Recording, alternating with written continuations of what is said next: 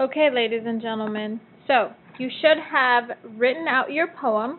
Remember that your poem should have looked exactly like the one we did together for the notes. L is a roof, a waterfall, a corner. L is a cliff, a 90-degree angle, a baseball diamond, a road, a chair, and then things that actually start with the letter L. L is a leopard, a lion, lazy, llama, Lupita. So now you're ready to go. You should have also picked up samples of poems. So when you're looking at the sample poems, let me get you a clean sheet so we can read this together. There's a couple and they're all different. So let's take a look at model alphabet poem of the letter L. And I want to be able to zoom in here, or autofocus. There we go. Okay, so the letter L is an upturned bridge, the front of a forklift, chicken legs, 9, 3, 330, and 315, an arrow without a head, an RT on a left-turn sign, a drying rack, a street pole, a flock of seagulls from a distance in a painting, a backwards J, a chair, a laptop, the Greek letter iota, a 7, Captain Hook, a ladle, a 2D corner, a door jamb, ludicrous, Lucy, lobotomy, linguist, Limburger, lizard, by John H., Max, Jacob, John C. So if you look at this poem, this is a list poem where everything is listed. And if you notice, there's two types of list, right? These are all the visuals, and these are words that start with the letter L. So L words. So you could expand your itty-bitty poem by either using the same letter or trying something completely new with a different letter. And you can try this list poem of visuals and L words. My favorite thing about this poem are these numbers, and these numbers represent the times. So 12, 3, 6, and 9.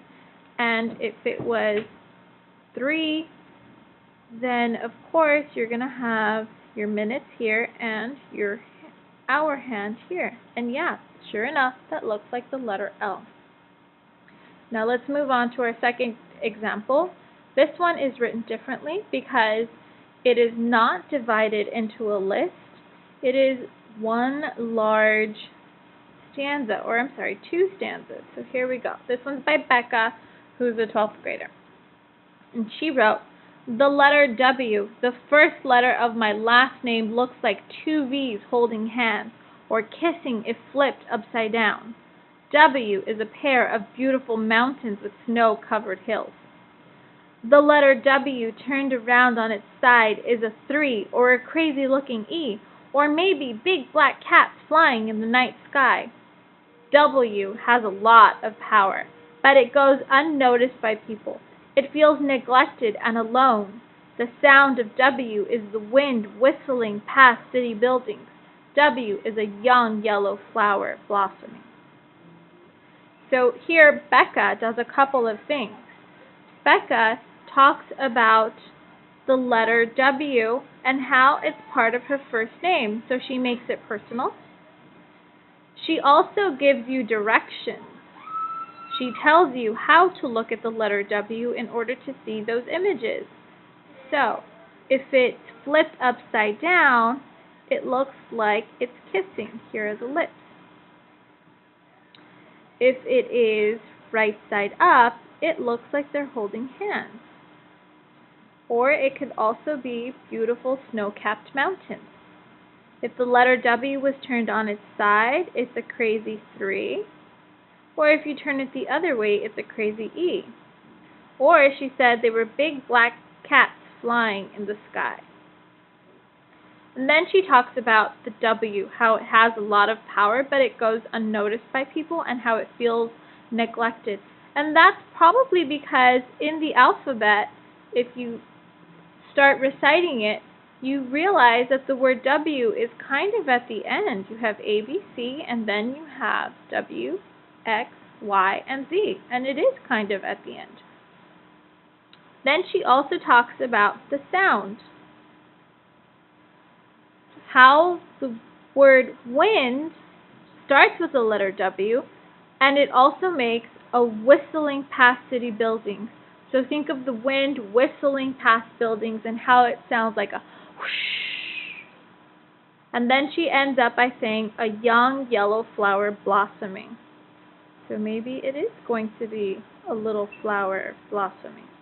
So be creative with your poem and integrate anything that you want about your letter. Now there's one more here. And this one's by Ted, who's also a 12th grader. And his is on the letter W as well. Now he does a really good job of giving you directions as well and telling you which way to flip the letter W. He says, it kind of looks like two mountains or two bunny ears. Upside down it looks like two U's. It kind of looks like a smiley face when you use your imagination.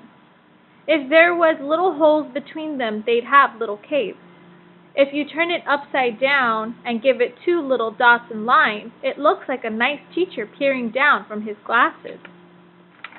If you draw a little line between the two ends and some little Martians and Matmons, it kind of looks like you're on Venus.